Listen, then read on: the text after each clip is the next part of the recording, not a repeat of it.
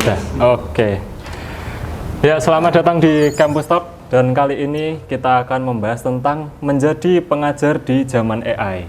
Di depan saya sekarang sudah ada dosen sistem informasi dari Universitas Nasional Karangturi. Ya, oke. Halo. Silakan Pak Ahmad memperkenalkan diri. Mungkin diceritain sekalian kayak sudah berapa lama jadi tenaga pendidik. Ya. Thank you guys.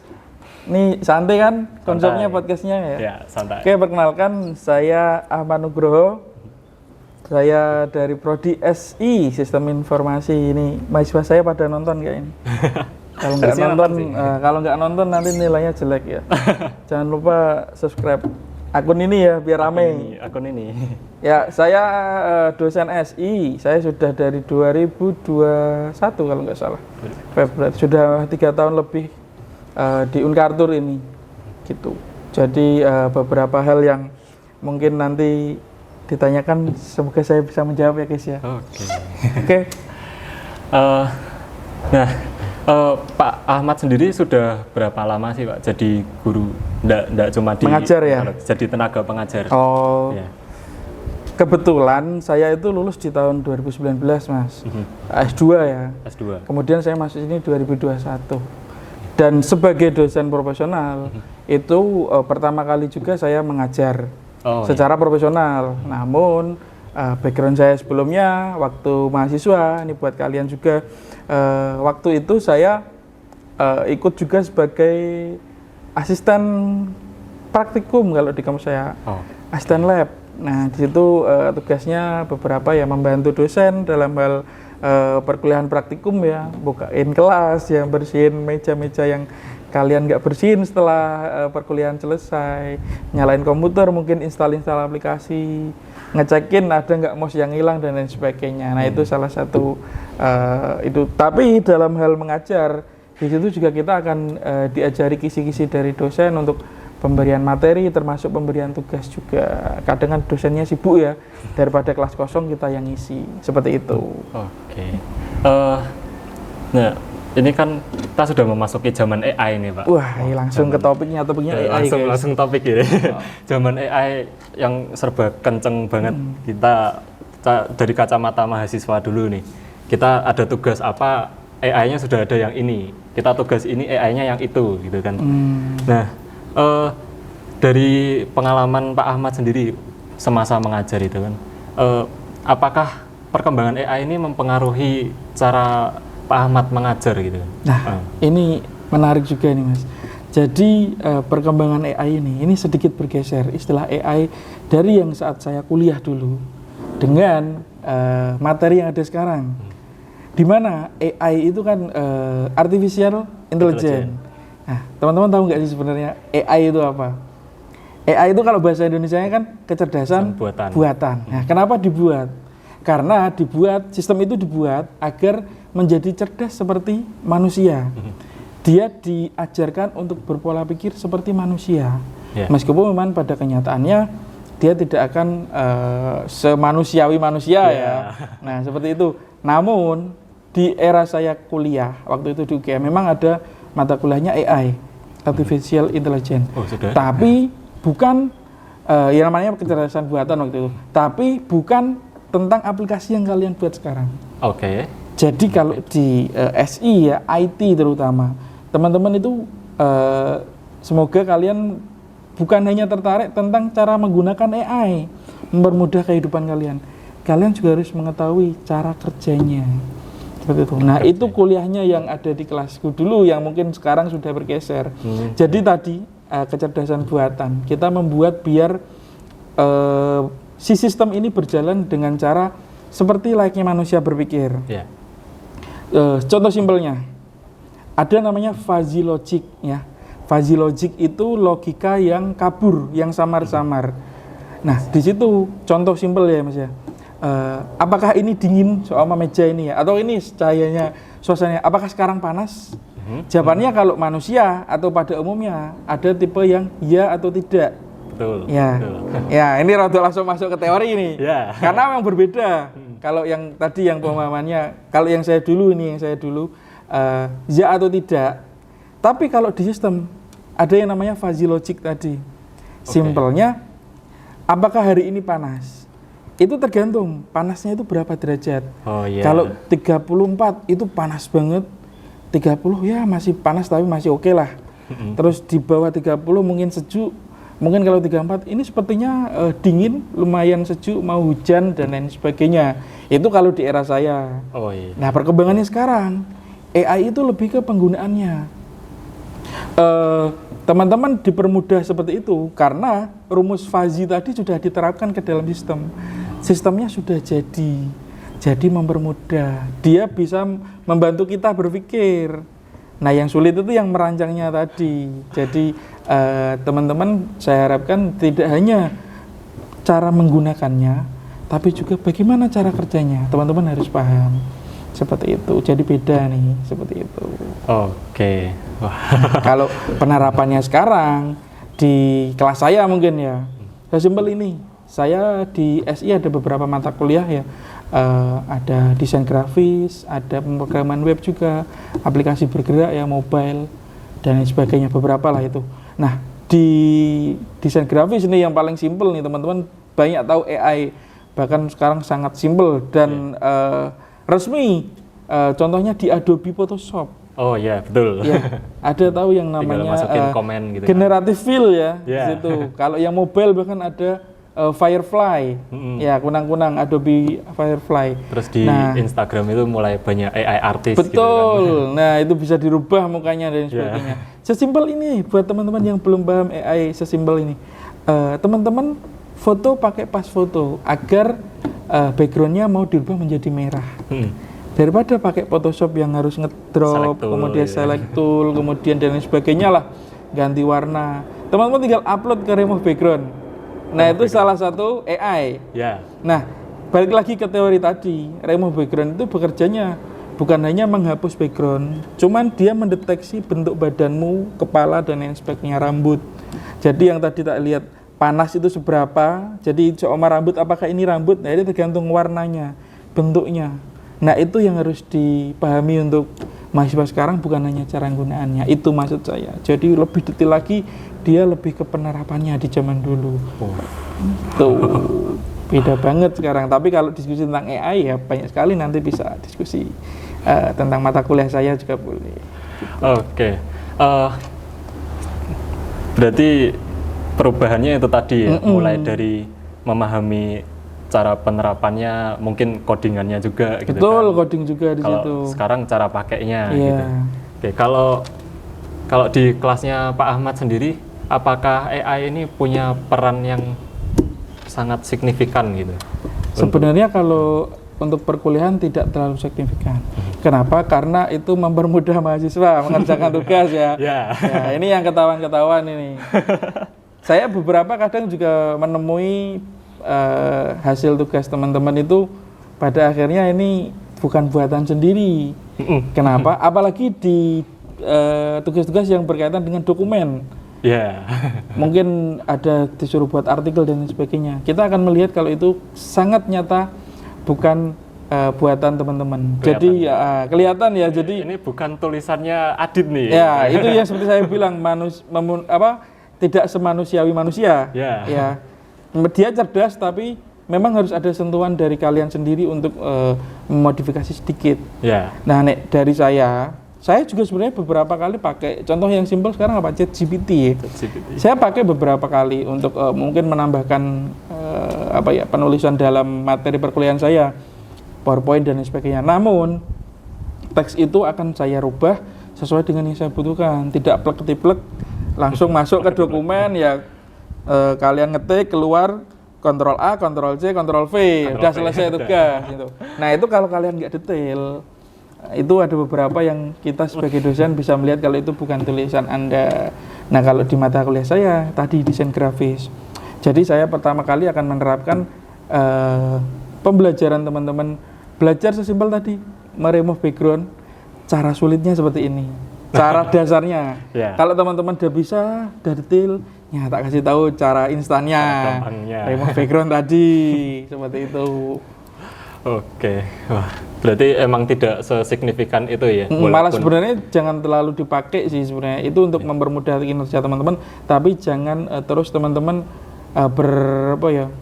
cuman pakai itu aja untuk mengerjakan tugas, nanti teman-teman malah tidak paham esensi dari materinya. ya, Seperti itu. bahkan lebih bahayanya lagi otak dari mahasiswa itu bisa jadi tumpul gitu kan, karena Iya, cara gampangnya terlalu betul. sering dipakai gitu. Iya, makanya kalau kalian biasa menggunakan yang rumit, kalian ada yang instan, mungkin kalian akan tertarik. Iya. Tapi yang ditanamkan adalah kalian sudah punya materi cara menggunakan yang versi standarnya lah, versi yang kalian harus pelajari. Perkara itu kalian bikinnya pakai instan, kita bisa belajar nanti. Tapi yang jelas kalian paham dulu konsepnya, kemudian kerjakan latihan, gunakan resource yang ada, kemudian nanti pakai embel-embel itu boleh lah untuk mempercantik, itu juga oke. Gitu. Tapi kalau full semuanya kerjaan AI ya sudah nanti kelihatan. Kelihatan banget. Masih ngerekam? Oke, sip. Oke, dalam perkembangan AI ini gimana sih cara Pak Ahmad memastikan masa depan mahasiswa yang diajar Pak Ahmad ini secure gitu kan? Waduh, saya bisa sendiri ikut bersaing gitu. Saya sendiri saja masa depannya nggak tahu ya. Iya. Jadi gini, tugas dosen itu kan membekali guys. Nah, bekali apa? Ya bekalnya adalah skill. Bayangin aja teman-teman sekarang pakai AI. Setelah pakai AI, besok kalau AI-nya berbayar, ini kan gratis nih. AI-nya belajar, teman-teman berbayar, teman-teman sudah ketergantungan di situ. Iya. Sesimpel tadi, teman-teman bikin poster. Kalau kalian sudah tahu teorinya, pernah prakteknya, kalian bisa memasukkan aset-aset yang dibutuhkan, membuat gradasi dan lain sebagainya, masukkan teks dan lain sebagainya, biar dia menjadi harmoni desain yang bagus. Namun kalau teman-teman pada akhirnya full pakai AI seperti yang telah kalian buat, nantinya kalau AI itu berbayar atau mungkin AI itu sudah tidak bisa digunakan, namun skill teman-teman itu belum ada lah waktu kita belajar itu, teman-teman neranggateke bahasanya. Nah itu nanti kalau ke depannya malah repot gitu. Sesimpel kalian minimal bisa masak mie instan daripada beli di warung terus. Kalau warungnya tutup, teman-teman bisa masak sendiri di rumah. Meskipun teman-teman tidak harus bisa masak nasi, masak lontong yang sulit-sulit lah, opor dan sebagainya. Tapi teman-teman bisa survive dengan modal yang pelajaran dasar itu tadi yang bisa dimanfaatkan seperti itu. Oke. Strategi apa aja sih Pak yang Pak Ahmad terapkan untuk supaya mahasiswa SI ini punya pemahaman yang lebih mendalam gitu? Nggak cuma mau instannya aja. Nah gitu. Dan ini sebenarnya juga tergantung pada pola pikir teman-teman semua. Kenapa? Karena waktu saya bilang tadi perkembangan AI dari yang dulu ke sekarang itu berbeda, itu memang ada gap year. Jadi saya di era itu memang mempelajari tentang cara ini bekerja. Nah teman-teman mempelajari ini dalam pemakaiannya, karena di eranya sudah berbeda. Sama halnya di era saya dulu pakai warnet, teman-teman belum. Teman-teman sudah langsung HP mungkin ya. Saya pakai komputer monitor tabung, teman-teman sudah pakai laptop dan sebagainya. Itu pasti akan merubah pola pikirnya juga berbeda. Nah, saya juga tidak akan melarang teman-teman ini dalam pemakaian AI untuk membantu perkuliahan, karena memang teman-teman hidupnya di era itu. Jadi yang bisa saya lakukan adalah tadi membekali teman-teman, kemudian saya membatasi teman-teman dalam menggunakan atau menerapkan si AI itu dalam perkuliahan. Contohnya tugas tadi, saya biasanya ngasih notis di bawah. Kalau yang dilarang kopas, boleh all book ya. Kalau ujian nih boleh all book, tapi kalau ketahuan kopas nanti akan diberi nilai yang paling standar, nilai minimal seperti itu. Itu untuk apa ya? Untuk menjadi warning juga teman-teman biar tidak ketergantungan ke AI tadi.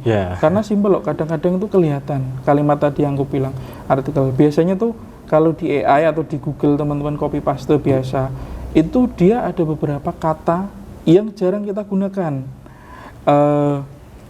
Namun teman-teman kok ada di kalimat itu. Biasanya kelihatan, contoh kayak pratinjau, peranah, Anda. Anda itu patokan yang paling simpel. Saya dalam kalau teman-teman ini cari cuma dari AI, pasti akan kelihatan kalau bahasanya itu bukan bahasa yang kalian tulis untuk tugas, tapi bahasa tentang artikel.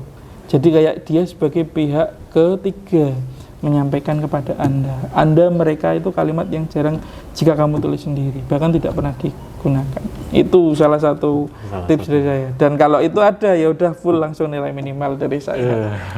Ngeri ya. Ngeri. Tapi sudah saya notice di awal gitu. Oke, kita cut sebentar nih. Ada problem teknis. Biasanya kalau ngomongin soal AI itu kan kita kayak langsung kepikiran implikasi etika gitu kan. Iya, betul. Nah, gimana caranya Pak Ahmad ini memberikan pemahaman ke mahasiswanya tentang masalah etika dari AI itu tadi ini? Wah, itu saya sempat ngasih tahu teman-teman. Jadi ada satu kelas itu biasanya tak kasih satu pertemuan tentang etika sosial media. Oh iya. Ini juga berlaku juga di segala bidang yang ada di ranah IT sebenarnya di era sekarang. Jadi teman-teman tuh saya minta mohon banget nih di era sekarang. Yang namanya ilmu atau yang namanya mungkin sesimpel pisau, kata orang kan bermata dua. Ilmu kalau orang yang menggunakannya dimanfaatkan dengan baik, dia berguna. Dia bisa membantu kamu sendiri untuk mendapatkan pundi-pundi keuntungan. Namun kalau pada akhirnya digunakan yang tidak baik, jatuhnya ya nanti ada apa ya sekarang era penipuan digital dan sebagainya banyak sekali. Nah, itu balik lagi tadi ke pribadi teman-teman. Makanya kita belajar tentang etika. Banyak sekali etika dalam penerapannya ya. Nah, ini juga sama. AI ini sudah tidak ada batasnya. Pada akhirnya semua yang teman-teman kerjakan itu harus teman-teman tanggung jawabkan nantinya. Itu yang menjadi patokan dari freedom of everything, freedom of speech dan lain sebagainya. Teman-teman ngetik di sosial media pun akan siap dengan konsekuensinya. Mungkin netizen ada yang pro kontra dan lain sebagainya. Apalagi kalau menggunakan AI ini untuk sesuatu yang mungkin di luar batas yang di batas etika tadi. Sesimpel tadi teman-teman sudah dinotis, jangan copy paste. Tapi hanya copy paste, ya konsekuensinya harus diterima. Itu. Apalagi nanti di arah kriminal nanti ya. Nah ini malah pihak yang berwajib bisa ikut cawe-cawe nanti. Konsekuensi hukum. Iya, keringat dingin nanti kamu ada polisi di depan rumah, tukang bakso dan lain sebagainya ya. Gitu. Hati-hati banget pemakaiannya. Hati-hati. Oke. Wah, agak mengerikan ya kalau tiba-tiba ada ting ting ting ting gitu. Pakai hati. Oke. Gimana sih Pak cara Pak Ahmad mengkolaborasikan AI dengan sistem pembelajaran yang sudah berjalan selama ini gitu kan kalau ibarat kereta tiba-tiba kita berhenti itu kan bahaya gitu. Nah, gimana cara supaya ada sinergi ini antara AI sama pembelajarannya Pak Ahmad? Nah, yang saya lakukan juga sama. Saya tidak membatasi teman-teman mencoba AI karena sekarang juga teman-teman saya kira berpikirnya lebih kritis, lebih kreatif gitu dan tidak terkekang oleh materi-materi yang dosen sampaikan di kelas. Karena bisa jadi materi itu sudah tidak relate. Sudah kuno mungkin. Makanya literasi itu kalau bisa jangan lebih dari 5 tahun biasanya. Apalagi di era AI sekarang. Nah, di sini yang mau saya tekankan adalah tadi teman-teman harus paham basicnya dulu. Kemudian untuk pengembangannya, teman-teman boleh menggunakan ini AI. Contoh tadi, saya di desain grafis. Teman-teman saya ajarkan membuat poster, membuat banner, membuat logo yang baik dan benar. Yang baik sih, menurut saya bukan benar juga. Karena desain itu salah satu mata kuliah yang tidak ada patokannya sebenarnya. Nah di situ teman-teman akan terimpulsif pola pikirnya untuk membuat desain sendiri. Biasanya kalau saya pakainya silakan buat desain dengan inisial nama. Nah, sama siapa namanya Amanugroho, dia namanya AN. Nah, dia membuat logo dengan dua huruf tersebut. Nah, ini akan memicu teman-teman berpikir kreatif. Nah, di mana nanti AI-nya teman-teman bisa mencari pakai AI dengan cara pakai AI tersebut kemudian sebagai inspirasi desainnya, referensi, ya. referensi betul. Jadi teman-teman juga tidak asal desain sketch dari awal, teman-teman cari di internet, amati, tiru, modifikasi, silahkan, asal jangan jiplak plek-plek. Jangan amati, tiru, plek-plek dipakai gitu aja, itu juga melanggar hak kekayaan intelektual ya. Bahaya itu kalau diklaim. Jadi sendiri. nggak cuma asal desain yang penting, wah desain jadi, tapi nggak cuma asal masukin komen terus desain langsung jadi gitu kan. Harus ada pembeda, harus ada sentuhan manusianya tadi. Gitu. Oke, ini kita mulai masuk ke sesi penghujung acara. Waduh, udah selesai ini. Berhubung kita masuk ke YouTube kampus ini kan biasanya yang nonton itu masih SMA atau sama-sama masih mahasiswa juga gitu kan. Ada saran apa sih Pak buat teman-teman mahasiswa untuk ya itu tadi mensinergikan AI untuk jangan ketagihan mungkin gitu kan. Sama mungkin ada saran buat fellow pengajar gitu. Iya, sebenarnya kata yang paling simpel adalah explore, silakan. Tapi teman-teman harus bisa tahu di mana batasnya, gitu. Jadi di era sekarang pun teman-teman bisa mengakses semuanya pakai HP. Kalau di zaman saya harus ke warnet dan sebagainya, harus punya device. Kalau sekarang semuanya bahkan HP pun teman-teman bisa punya 2, 3 dan sebagainya. Nah, teman-teman mencoba AI ini silahkan. Namun hanya sebatas mencoba, kemudian memanfaatkannya sesuai dengan yang teman-teman butuhkan. Nah, batasannya apa Pak? Tadi etikanya. Jangan sampai teman-teman terus terlena pakai aplikasi ini, terus malah nanti berdampak yang tidak baik kepada kehidupan teman-teman. Akan lebih baik lagi kalau teman-teman mencoba kemudian terpancing, wah saya pengen buat AI yang seperti ini juga. Penasaran? Penasaran terus bikin pola sistem kerjanya seperti apa. Kemudian mau bikin mau mengembangkan. Bikin tim sama teman-temannya, bikin sebuah startup kecil berlima, berempat, bikin sistem yang berbasiskan AI untuk mungkin merubah warna rambut dan lain sebagainya. Nanti jadi yang simpel sekarang itu kan kayak apa yang dipakai di Instastory. Apa namanya? Apa sih yang bisa rubah-rubah gitu ya? Filter kan. Betul. Filter itu teman-teman belajar seperti itu bisa dapat duit juga, dapat cuan juga loh. Filter yang ke kanan jawabannya apa, ke kiri apa, itu kan juga AI sebenarnya penerapannya. Kita kasih royalti. Iya, itu kan mendeteksi kepala ke kanan, ke kiri dan sebagainya. Itu ada yang free, ada yang gratis, ada yang berbayar juga. Nah, itu teman-teman silahkan digunakan. Siapa tahu menjadi pemicu teman-teman menjadi tertarik ke dunia tersebut, nggak apa-apa. Berarti itu memang jalur rezeki teman-teman, passionnya ke situ, gitu. Ini luar biasa obrolan kita hari ini. Luar biasa guys, biasanya nggak pernah ngobrol soalnya. Episode 2 ini. Lanjut boleh. Kalau kita terusin bisa sampai berapa jam gitu kan. Ini kita Pak Ahmadnya lagi puasa. Gelak guys. Wis lapar. Nanti kalau semisal kita ada sambungan topiknya nih, kita undang Pak Ahmad lagi, boleh? Teman-teman kalau tertarik sesuatu silakan komen di bawah ya guys ya. Misalnya ada yang request, topik ini Kak, gitu kan. Nah, nanti kita undang Pak Ahmad lagi. Bisa. Oke. Wah, terima kasih Pak Ahmad atas partisipasinya. Oke, sama-sama teman-teman dari jurnalistik ya. Ya, jurnalistik. Semangat pokoknya. Oke. Kalau kalian suka konten kayak gini, jangan lupa like, subscribe, dan share ke teman-teman kalian jika perlu. Sampai jumpa di episode berikutnya. Terima kasih Pak Ahmad. Yuk. Oke.